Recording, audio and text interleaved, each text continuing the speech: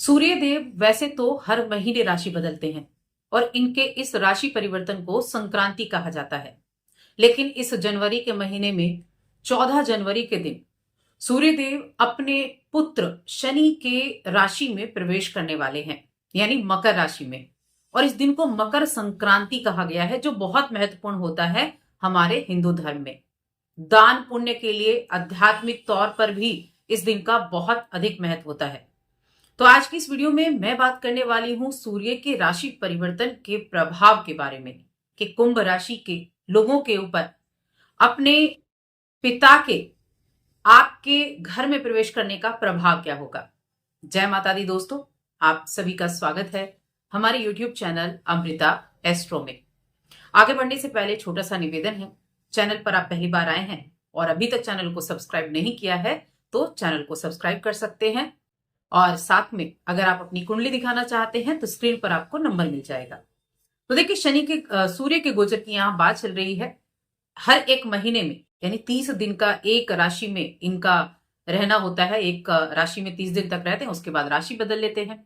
अब 14 जनवरी के दिन सूर्य देव धनु राशि से निकलेंगे और अपने पुत्र की राशि मकर राशि में प्रवेश करेंगे, जिस दिन मकर संक्रांति का पर्व होता है।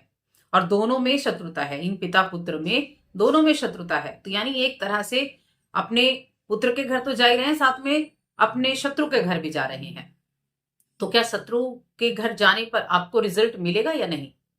सबसे पहली चीज तो मैं मकर संक्रांति की अगर बात करूं तो ये दिन सबसे अधिक महत्वपूर्ण होता है, क्योंकि ये दिन दान पुण्य के लिए बहुत महत्वपूर्ण है, आध्यात्मिक चीजों के लिए बहुत अधिक महत्वपूर्ण है। कहते हैं इस दिन किया गया दान सर्वोपरि होता है, इसीलिए इस दिन अधिक से अधिक मात्रा में दान किया जाता है। लेकिन इस राशि के गोचर का अगले 30 दिनों तक, एक महीने तक क्या प्रभाव होगा कुंभ राशि के लोगों के जीवन पर। तो कुंभ राशि के लिए जो सूर्यदेव हैं वो सप्तम भाव के स्वामी हैं। आपकी कुंडली को देखा जाए तो आपके लग्न के सामने यानी कि आपके सप्तम भाव के स्वामी होते हैं सूर्यदेव। और अभी गोचर कहाँ है? 12वें घर में। एक तो शत्रु राशि ऊपर से 12वें घर में आ रही है। और 12वां घर क्या है?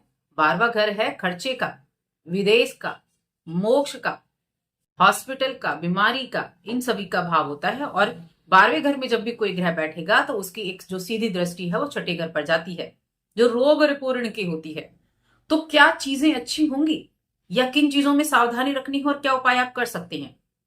आपकी कुंडली अगर देखी जाए तो सबसे पहले हम पॉजिटिव चीज की बात करेंगे। तो देखिए, कुंभ राशि के लोगों के लिए सूर्य का 12वें घर में जाना, एक तो विदेश से जुड़ा भाव है, तो विदेश से जुड़े हुए कामों के लिए अच्छा है। विदेश से जुड़े हुए जो आप विदेश में रहते हैं तो बहुत ही अच्छा रहेगा। विदेश से जुड़ी हुई कंपनी में काम करते हैं तो भी अच्छा रहेगा। विदेश से किसी तरह का व्यापार करते हैं तो भी शुभ खबरें आपके लिए लेकर आएगा ये समय। और कुंभ राशि के जातकों के लिए मैं कहूं कि जो लोग विदेश में है ना, विदेशों से नाम मिल सकता है, शोहरत मिल सकती है, पैसा मिल सकता है, पहचान बन सकती है। लेकिन यहां जो शब्द जुड़ा हुआ है विदेश, इस पर खास तौर से ध्यान देना है। कार्य क्षेत्र में विदेशी ग्राहकों का आना ज्यादा रहेगा। अगर आप ऐसी जगह पर हैं जहां विदेशी ग्राहक आते हैं तो बहुत ज्यादा विदेशी ग्राहक आएंगे। आपके वहां से जुड़ी हुई परियोजनाएं वो काफी सफल होंगी और ये समय काफी ज्यादा लाभकारी रहेगा इन लोगों के लिए इस दौरान। लेकिन एक चीज जरूर है, खर्चा होने वाला है। और खर्चा आपके व्यक्तिगत विकास और आपके आध्यात्मिक विकास के लिए भी होने वाला है। तो क्या बस इतना ही आध्यात्मिक विकास और आत्मिक विकास के लिए ही होगा? क्योंकि शत्रु राशि है और शत्रु राशि में बैठी है और सप्तम का स्वामी है, तो कहीं ना कहीं आपका सप्तम भाव प्रभावित हुआ है। और सप्तम भाव क्या है? व्यापार का भाव है, साझेदारी का भाव है, दैनिक खर्चों का भाव है। तो आप ये मानिए कि इस एक महीने में एक तो खर्चे पर लगाम लगानी है।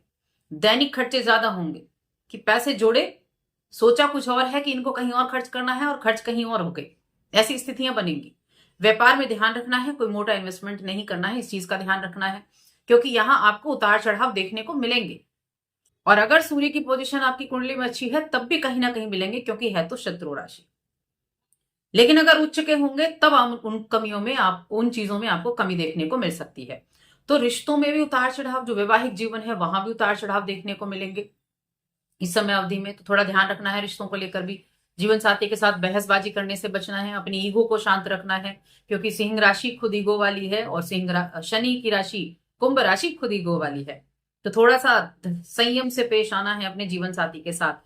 बात करने में अगर कमी लग रही है कि बातें कम हो रही हैं तो बातों को बढ़ा दीजिए, वरना यहाँ क्या होगा कि द्वंद्व की स्थिति पैदा हो जाएगी, मनमुटाव पैदा हो जाएगा। तो थोड़ा ध्यान रखें। वही बिजनेस के लिए है, बिजनेस में भी थोड़ा सावधानी रखनी है। करियर की मैं बात करूं तो काम का प्रेशर बढ़ सकता है इस समय अवधि में। काम का प्रेशर इतना रहेगा कि ना काम में मन लगेगा और कुछ आलस मन में आता रहेगा, कुछ ऐसा लगता रहेगा कि हाँ कुछ तकलीफ है लेकिन समझ में नहीं आ रहा है, कोई है प्रॉब्लम लेकिन समझ में नहीं आ रही, ऐसी स्थिति रहेगी। साथ में आपके जो सहकर्मी हैं, आपके जो वरिष्ठ अधिकारी हैं, उनके साथ जो आपकी बॉन्डिंग है उसको अच्छा करके रखें। ये सावधानी भी है और ये आपके लिए ये कार्य भी है कि ऐसा होगा, तो आपको उनके साथ अपने संपर्कों को अच्छा रखना है। समय ज्यादा बिताने का उनके साथ मौका नहीं मिलेगा, काम का प्रेशर इतना ज्यादा रहेगा। बिजनेस पर आपकी कमजोर पकड़ हो सकती है, तो अपने बिजनेस पर खासतौर से ध्यान रखें, क्योंकि यहाँ थोड़ा आपको परेशानियां देखने को मिलने वाली हैं। किसको? कुंभ राशि के जातकों को सूर्य के इस गोचर के दौरान। और पार्टनरशिप में अगर बिजनेस करते हैं तो पारदर्शिता को बहुत अच्छे से बनाकर रखें, एक दूसरे की बातों को समझें, महत्व दें एक दूसरे की बातों को, तब जाकर आप अपने बिजनेस को अच्छे से कर सकते हैं, व्यापारिक बिजनेस को अच्छे से कर सकते हैं। पार्टनरशिप के बिजनेस के लिए मैं खासतौर से ये बातें कहूंगी, तो उसके लिए ध्यान रखें। खर्चे ऐसे बढ़ेंगे कि सोचा नहीं था ये खर्चा होगा, खर्चा फट से आ गया, ऐसा खर्चा आ सकता है। ये खर्चे सेहत के लिए भी हो सकते हैं, सेहत का ध्यान रखें, क्योंकि छठे भाव पर भी दृष्टि है, सूर्य की छठे भाव पर दृष्टि है, तो आपके लिए हेल्थ संबंधी प्रॉब्लम भी हो सकती है। प्रेम जीवन के लिए भी मैं कहूंगी थोड़ा सा सावधानी तो यहाँ प्रेम जीवन पर भी आपको रखनी होगी, और खास तौर से पैरों में दर्द की समस्या ज्यादा रहेगी। जिनको घुटनों संबंधी परेशानियां हैं, पैरों संबंधी परेशानियां हैं, उनको खासतौर पर अपने पैरों का ध्यान रखना है। वैसे भी मौसम अभी ठंड का है, तो ऐसे मौसम में प्रॉब्लम क्रिएट हो सकती है, तो पहले से ही थोड़ा सा सतर्क रहेंगे तो अच्छा रहेगा। और यहाँ क्या होता है, देखिए जब सूर्य 12वें घर में आए हैं तो क्या होगा कि रोग प्रतिरोधक क्षमता जो है वो कम हो जाएगी, इम्यूनिटी आपकी वीक हो जाएगी, जैसे क्या होगा रोग जल्दी पकड़ेंगे। तो थोड़ा सावधानी रखनी है, उपाय जरूर करने हैं, और ये उपाय के लिए सबसे महत्वपूर्ण समय होगा जो 14 जनवरी का दिन है, क्योंकि ये दिन एक तरफ जहां सूर्य को समर्पित होता है, सूर्य के मकर राशि में आने के, देखिए पिता पुत्र के घर आया है, और इसी दिन को हम दान पुण्य के रूप में भी मनाते हैं। इस दिन दान जरूर करें, गुड़ का दान आप करें, गुड़ और तिल का दान महादान होता है। कुछ जगह पर खिचड़ी का पर्व भी मनाया जाता है, खिचड़ी के तौर पर इस दिन को मनाते हैं, तो खिचड़ी का दान आप कर सकते हैं, खुद से बनाकर आप कर सकते हैं, जितने लोगों को आप दे सकते हैं उतने लोगों को दे। कंबलों का दान भी किया जाता है, और यहाँ कंबल का दान भी महादान होता है। तो अपनी इच्छा के अनुसार, अपनी सामर्थ्य के अनुसार दान जरूर करें, बहुत सर्वोपरि इस दान का महत्व है, और इस दिन किए गए दान का जीवन में बहुत अधिक महत्व है। तो इस दिन के महत्व को समझते हुए इन कार्यों को आप कर सकते हैं। उपाय के तौर पर एक चीज और मैं बताऊंगी कि हनुमान चालीसा का पाठ जरूर करें। हनुमान चालीसा का पाठ करना अच्छा रहेगा। और जब देखिए आप गुड़ का दान जब करेंगे और तिल का दान, गुड़ का दान आप जब करेंगे तो क्या होगा कि सूर्य कहीं ना कहीं उसके जो प्रभाव है उनमें कमी आएगी, तो थोड़ा इन चीजों पर ध्यान देना है, सेहत का ध्यान रखना है। तो बस आज की इस वीडियो में इतना ही। वीडियो कैसी लगी कमेंट करके बताएं। चैनल पर पहली बार आए तो सब्सक्राइब करके जाएं। जय माता दी।